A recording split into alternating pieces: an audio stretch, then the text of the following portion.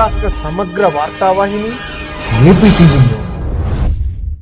భవానీ దీక్షల మహోత్సవంలో సాక్షాత్తు అమ్మవారి గుడిలో జరుగుతున్న అపచారాన్ని యావత్ గురు భవానీలు ఖండించాలని గురు భవానీ కామరాజ్ హరీష్ కుమార్ పిలుపునిచ్చారు. 41 రోజుల దీక్ష చేసి గురు భవానీలు మాత్రమే విప్పాల్సిన ఇరుముడి బంధాలను ఏ దీక్ష చేయకుండానే దుర్గగుడి ఈవో మరియు చైర్మన్లు విప్పదీయడంపై ఆయన ఆగ్రహం వ్యక్తం చేశారు.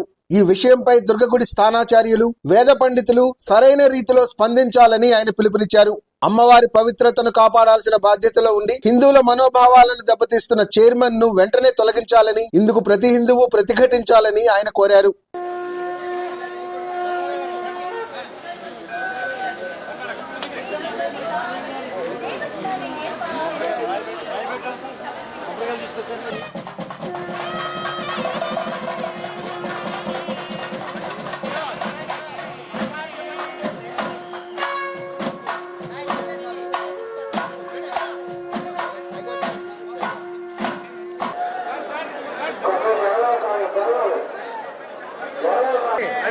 అది కావాలి మాకు.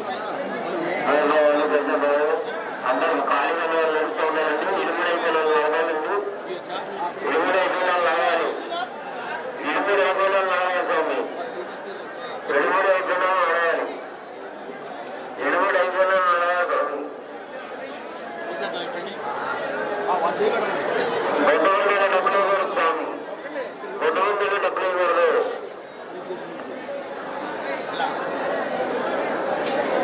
గణేష్ గారు కొద్ది చేయాలి.